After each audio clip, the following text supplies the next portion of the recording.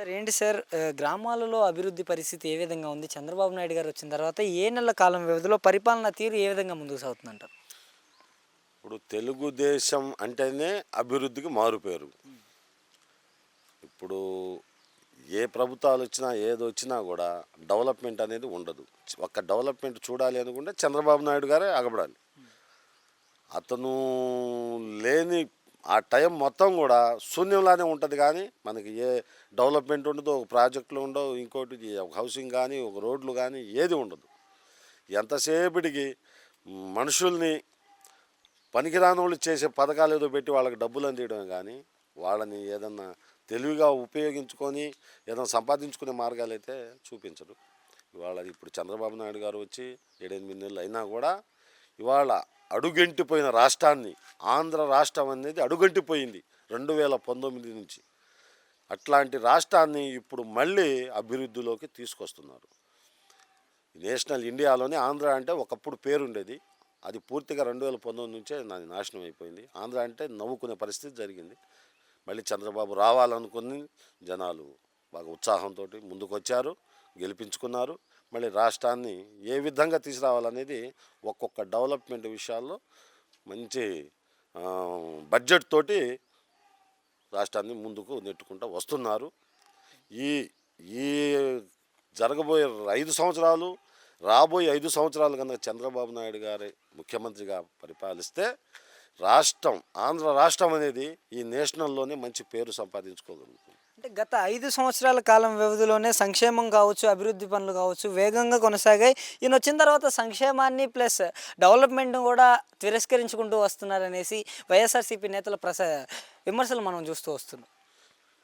ఇప్పుడు ఒకడు బాగుపడుతున్నాడంటే ఇంకొకడు ఓర్వలేడు. అట్లాగనే ఒకప్పుడు ఎన్ని సీట్లు వచ్చినాయి, మొన్న ఎన్ని సీట్లు వచ్చినాయి, దానివల్ల వాళ్ళు ఎటు జీర్ణించుకోలేక అవతల వాళ్ళ మీద బురద చల్లడానికే. కానీ ప్రతిరోజు మనం చూస్తున్నాం, ఒక సెల్లులో కానీ, ఒక పేపర్లో కానీ, ఒక టీవీలో కానీ డెవలప్మెంట్ ఏ విధంగా వస్తుంది, ఎన్ని కంపెనీలు వస్తున్నాయి, ఒక లోకేష్ గారు ఎంత దూరం వెళ్ళి ఎవరితో ఢీకొంటున్నారు, దీన్ని ఎలా డెవలప్మెంట్ చేయడానికి బడ్జెట్ కోసం పోరాడుతున్నారు, ఇటు చంద్రబాబు నాయుడు గారు ఏం చేస్తున్నారు, అటు పవన్ కళ్యాణ్ గారు ఏం చేస్తున్నారు అనేది అందరూ చూస్తూనే ఉన్నారు.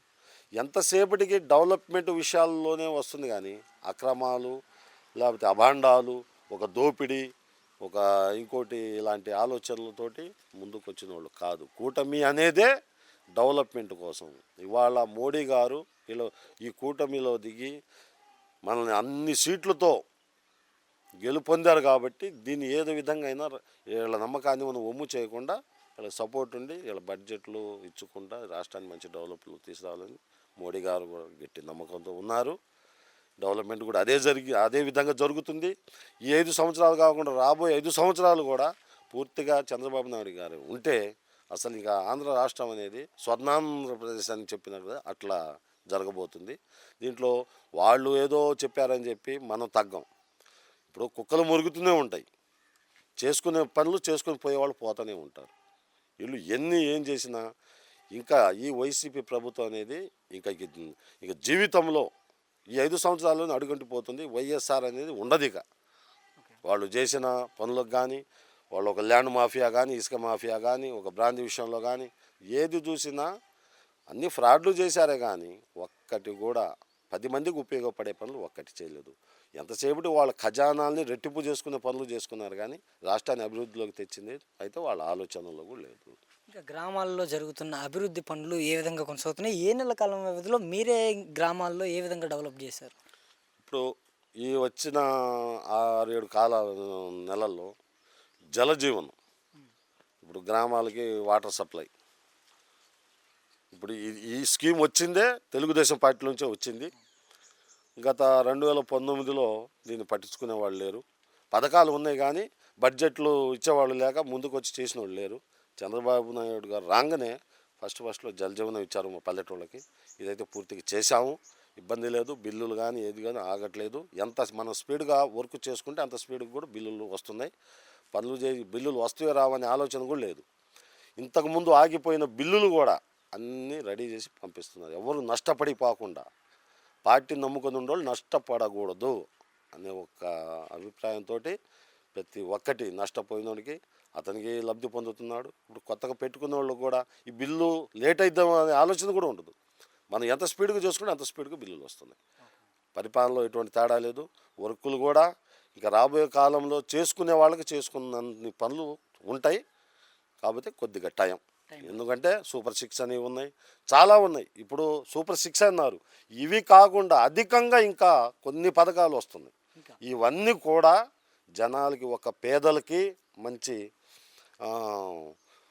కష్టపడకుండా, ఇప్పుడు పొద్దుగూకులు కష్టం చేసినా సుఖం దక్కట్ల. కానీ వాళ్ళకి మేధాశక్తి ఎలా తీసుకురావాలి, ఏ విధంగా సంపాదన డెవలప్ చేసుకోవాలనేది ఆ అవగాహనని జనాలకు తీసుకొస్తున్నారు. అది ప్రతి ఒక్కరికి బాగా నచ్చింది. ఇంకా అనుకున్న వాటికంటే 2 రెట్లు చెప్పారు. ఇవన్నీ కూడా నిదానంగా అవుతాయి. దీంట్లో తిరుగులేదు. ఎందుకంటే మాట చెప్పి వెనకంజ చేసే ప్రభుత్వం అయితే కాదు.